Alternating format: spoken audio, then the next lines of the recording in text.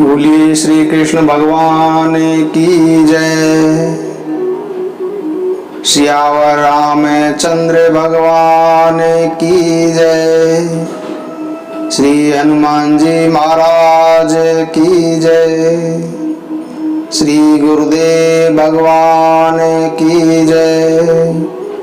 श्री उमापति महादेव जी की जय। सरस्वती मैया की जय।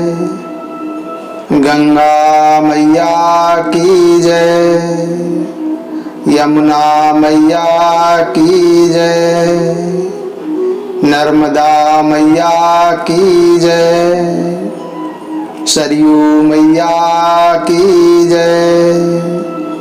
श्री वृंदावन बिहारी लाल की जय। वृंदावन धाम की जय। श्री अयोध्या धाम की जय। यदा यदा हि धर्मस्य ग्लानिर्भवति भारते अभूत्थानं धर्मस्य तदात्मनामं सृजाम्यहम्। परित्राणाय साधूनां विनाशाय च दुष्कृताम् धर्म संस्थापनार्थाय संभवामि युगे युगे।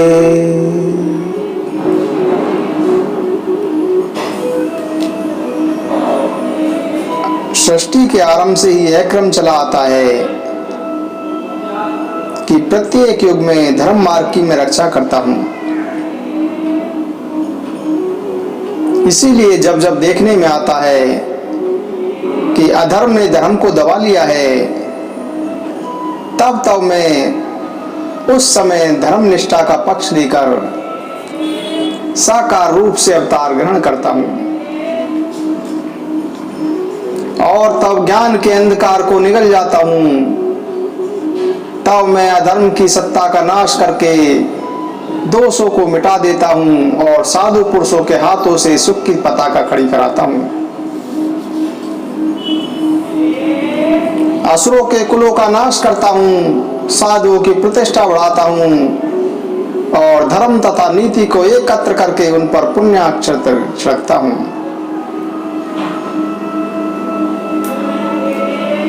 मैं अविचारों की कालिक साफ करके विवेक दीपक उज्ज्वल कराता हूं, जिससे योगियों के लिए वह समय दीपावली के समान हो जाता है। उस समय सारा विश्व आत्म सुख से पूरी तरह भर जाता है। संसार में धर्म के सिवा और कुछ भी दिखाई नहीं पड़ता और भक्त मंडली सात्विक भक्ति से ओतप्रोत भरकर फूल जाती है। भगवान श्री कृष्ण अर्जुन से कहते हैं कि हे अर्जुन, जिस समय मैं साकार होकर अवतार धारण करता हूं, उस समय पापों के पर्वत नष्ट हो जाते हैं और पुण्य का प्रभात हो जाता है। इस प्रकार के कार्यों के लिए मैं प्रत्येक युग में अवतार धारण करता हूं और जिसे यह रहस्य मालूम हो जाए, उसी को इस संसार में सच्चा विवेकशील समझना चाहिए।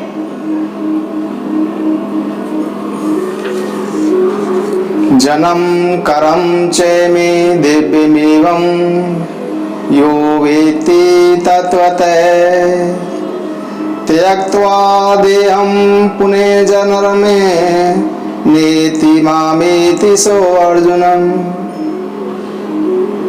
हे अर्जुन, मैं जन्म रहित होने पर भी जन्म धारण करता हूं और अक्रिय होने पर भी कर्मों का आचरण करता हूं। जो पुरुष विकारों के वश में न होकर इसका वास्तविक रहस्य जानता हो, उसी को परम मुक्त समझना चाहिए।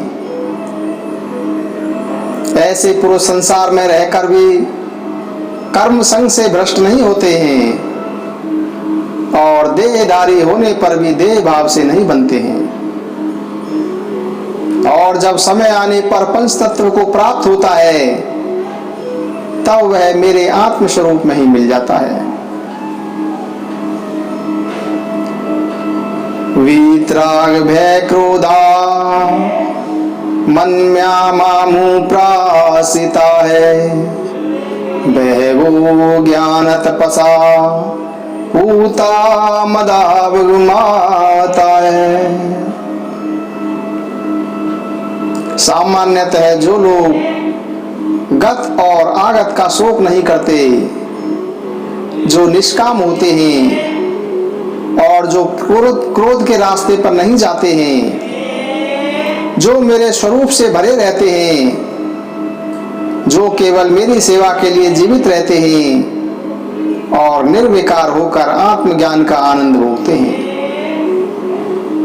जो महातपस्वी और जाति हैं अथवा जो लोग सब प्रकार के आत्मज्ञान को अपने आप में एकत्र कर लेते हैं, वे सहज रूप से ही मेरे स्वरूप के समान हो जाते हैं। वे और मैं सब एक हो जाते हैं और हम लोगों में कोई भी पर्दा नहीं रह जाता।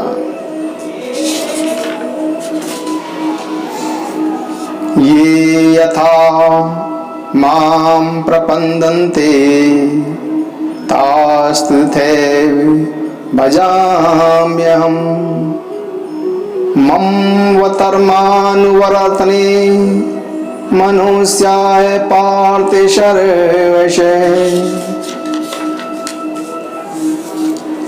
साधारणतः है जो लोग मेरी जैसी सेवा करते हैं उसके साथ मैं वैसा ही आचरण करता हूं।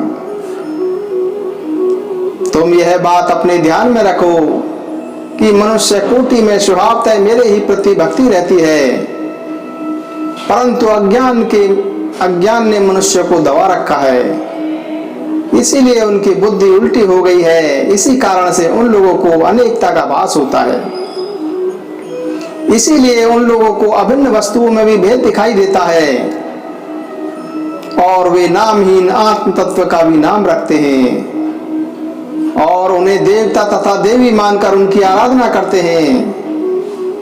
जो आत्म स्वरूप सभी स्थानों में और सभी समयों में एक सा रहता है, उसी में इन लोगों को अपने मन की गड़बड़ी के कारण उच्च और नीच के विभागों की कल्पना करनी पड़ती है।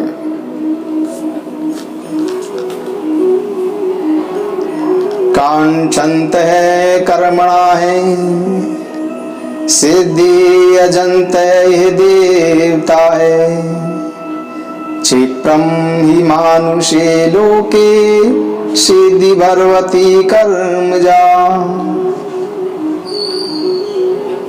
वे लोग अपने मन में अनेक प्रकार की कामनाएं रखकर उचित विधियों और विधानों के अनुसार अपनी पसंद के अनेक देवताओं और देवियों की आराधना करते हैं।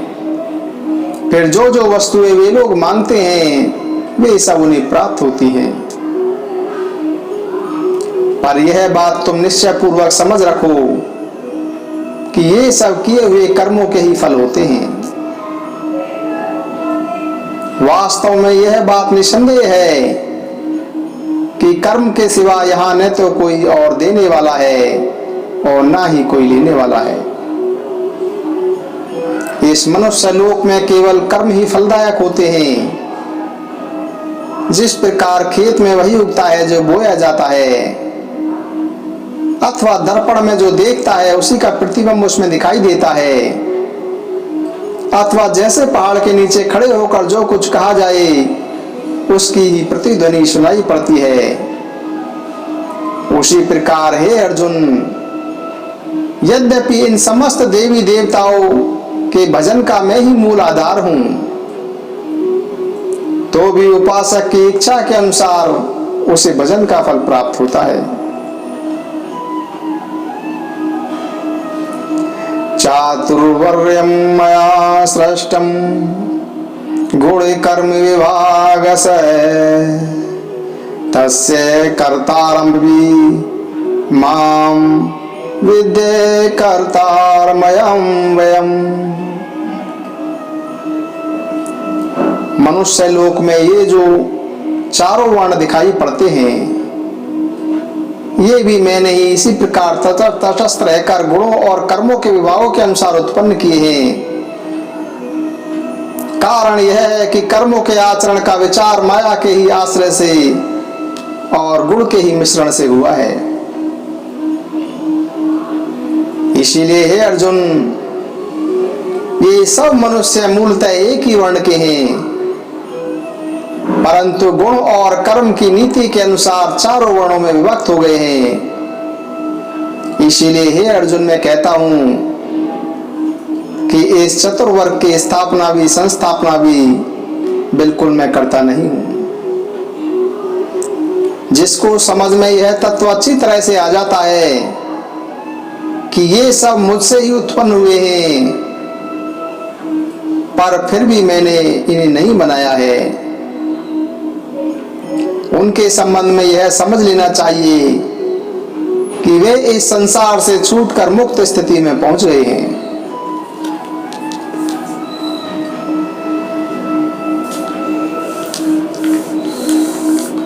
अब तक जो मुमुक्ष जन हो गए हैं, उन सब लोगों ने मेरा यह मूल स्वरूप पहचान कर ही सब कर्मों का आचरण किया है।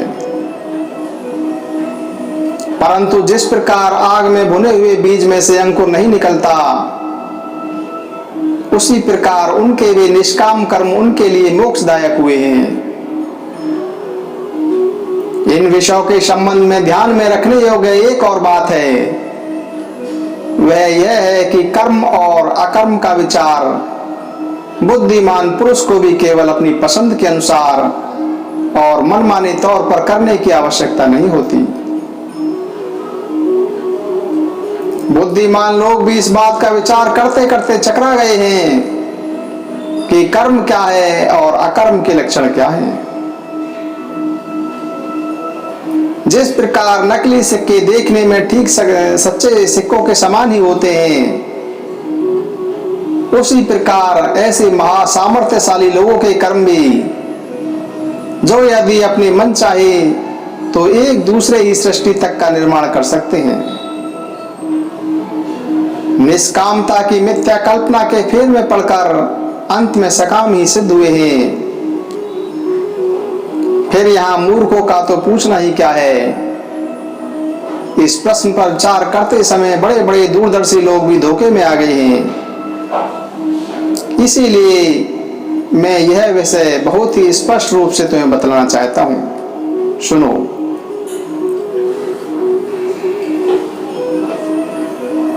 जिससे सहज में ही इस विश्व की सृष्टि होती है, उसी को कर्म कहना चाहिए। पहले वह सहज कर्म बहुत ही साफ तरह से समझ लेना चाहिए, फिर अच्छी तरह से यह समझ लेना चाहिए कि शास्त्रों में बतलाए हुए वे कौन से विहित कर्म हैं जो हमारे वर्ण और आश्रम के लिए उपयुक्त कहे गए हैं, और उनका उपयोग क्या है। फिर जिन कर्मों का निषेध किया गया है, वे सब कर्म भी अच्छी तरह से जान लेने चाहिए। इसका फल यह होगा कि हम चक्कर या भ्रम में नहीं पड़ेंगे। वास्तव में यह संसार कर्म से व्याप्त है, और कर्म की यह व्याप्ति बहुत ही प्रचंड है। परंतु इस प्रसंग के लिए जितना निवेदन करना आवश्यक है, उतना मैं उसके लक्षणों का विवेचन करता हूं।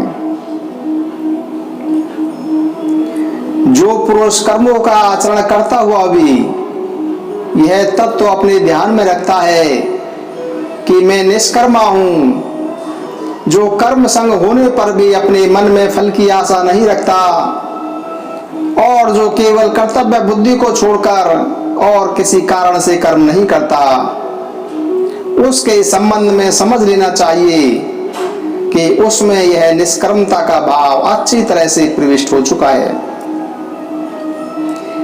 इसीलिए जो पुरुष अपने समस्त कर्म यथास्थित रीति से करता रहे, उसी को उक्त लक्षणों से युक्त ज्ञानी समझना चाहिए।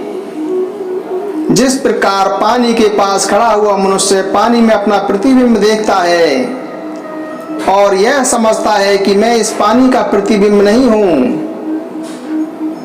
बल्कि इससे अलग ही हूं। अथवा जिस प्रकार नाव पर बैठकर नदी में विहार करने वाला मनुष्य नदी के किनारे के वृक्षों आदि को वेग पूर्वक एक के बाद एक करके जाता हुआ देखता है,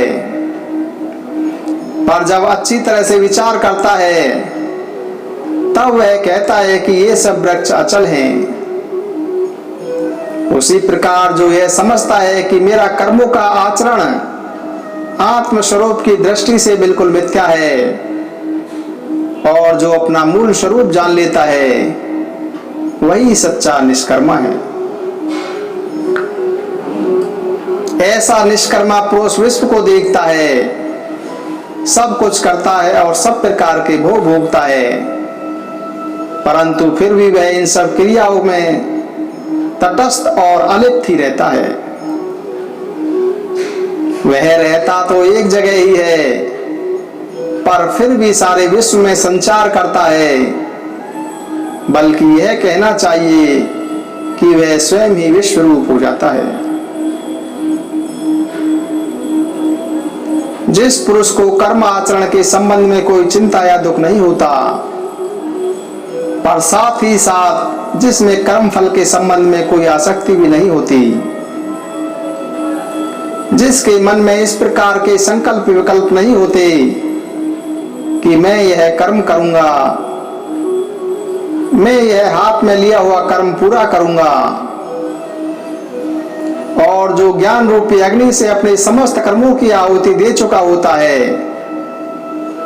उस मनुष्य को तुम प्रत्यक्ष पर ब्रह्म ही समझो। वह आशा को छोड़ देता है और उसे अहंकार के साथ न्यौछावर करके फेंक देता है। इसीलिए जिस समय उसे जो कुछ मिल जाता है उसी पर वह संतोष करता है, और इस प्रकार की बात भी उसके पास नहीं आने पाती कि यह मेरा है, यह पराया है। वह जो कुछ देखता है, सुनता है, चलता है, बोलता है, वह सब और इसी प्रकार जो दूसरे भिन्न भिन्न प्रकार की क्रियाएं करता है, वे सब आप से आप ही होती रहती हैं। भला ऐसे पुरुष के लिए कौन सा कर्म कब बाधक हो सकता है? वह चाहे देहधारी हो या फिर वह केवल चैतन्य रूप ही रहता है, वह परम ब्रह्म की कसौटी पर खरा और चोखा ही उतरता है।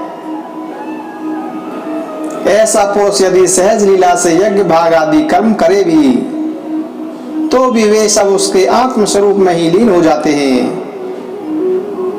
जिस प्रकार असमय में आने वाले मेघ आकाश में चारों ओर फैल जाने पर भी वृष्टि नहीं करते, बल्कि आप से आप ही आकाश में लीन हो जाते हैं, उसी प्रकार ऐसे पुरुष के लिए किए हुए यज्ञ भाग आदि कर्म भी उसके एक के भाव में ही एक रूप हो जाते हैं।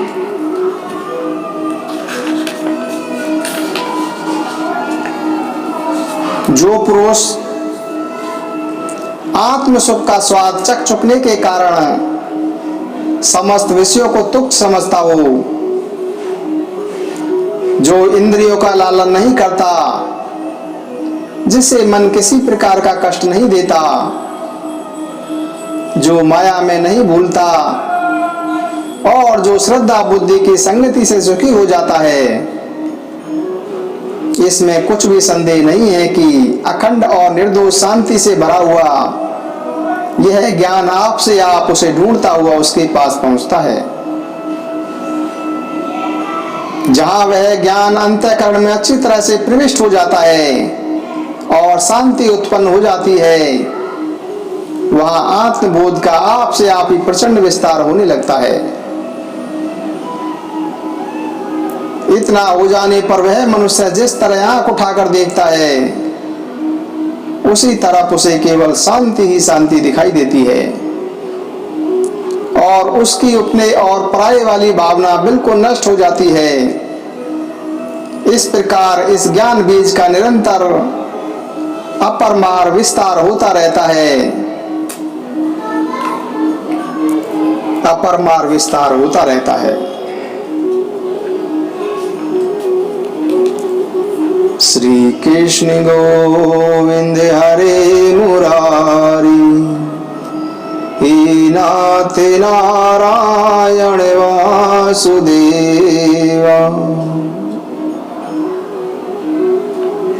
हे अर्जुन, इस संसार की प्रथा यही है कि जो बड़े लोग करते हैं, लोक में उसी का धर्म पड़ जाता है। जो कुछ भी बड़े लोग करते हैं उसी का नाम धर्म पड़ जाता है और दूसरे साधारण लोग उसी का अनुकरण करते हैं।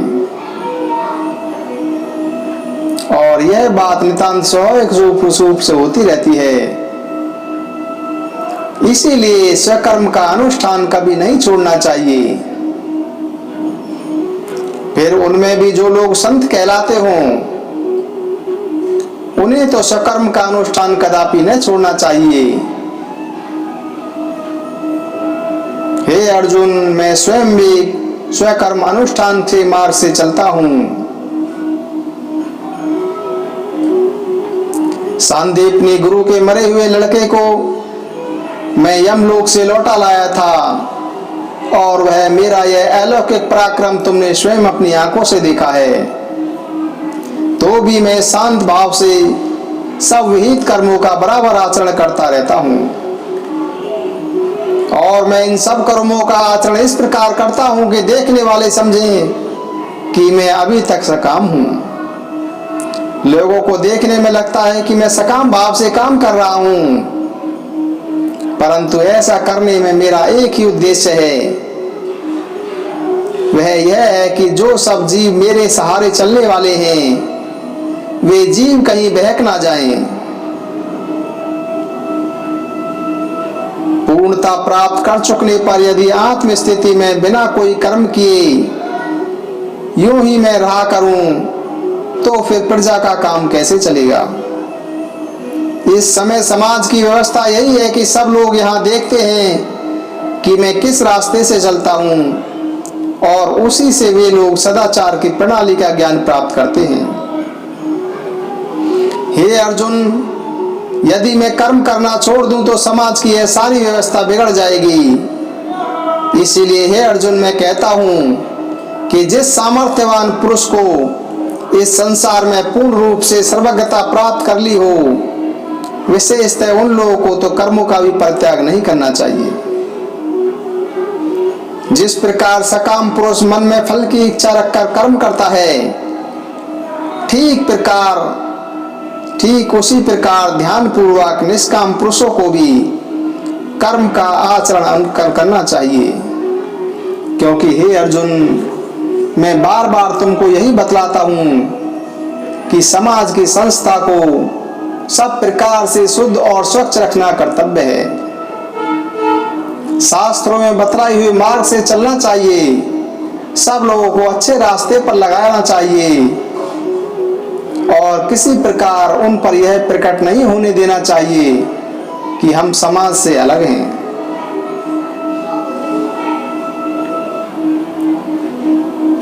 हे अर्जुन,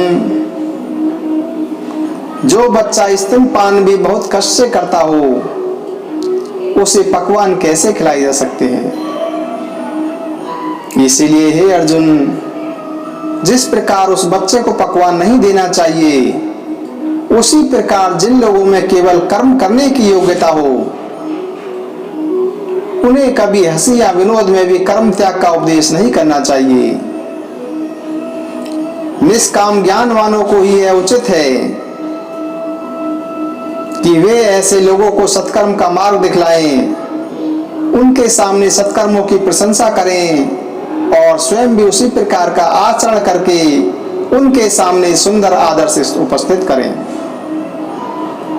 इस प्रकार लोक संग्रह करने के लिए अर्थात समाज संस्था को अच्छी स्थिति में रखने के लिए यदि कर्मों को स्वीकार किया जाए, तो वे कर्म अपने कर्ता के लिए कभी बंधन नहीं होते। बहरूपी राजाओं और रानियों का स्वांग बनाते हैं और यद्यपि उनके मन में वास्तव में स्त्री या पुरुष का भाव नहीं होता, परंतु फिर भी जिस प्रकार उन्हें अपना स्वांग ठीक तरह से दिखलाने के लिए स्त्री या पुरुष के से सब भाव व्यक्त करके लोगों को संतुष्ट करना पड़ता है,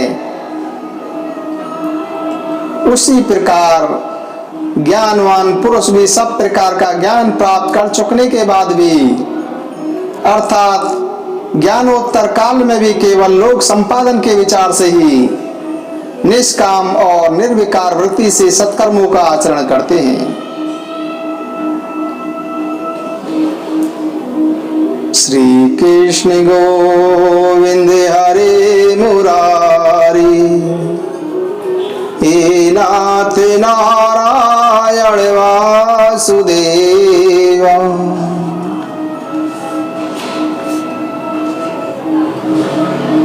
आगे चर्चा करेंगे कि कर्म संन्यास और कर्म योग,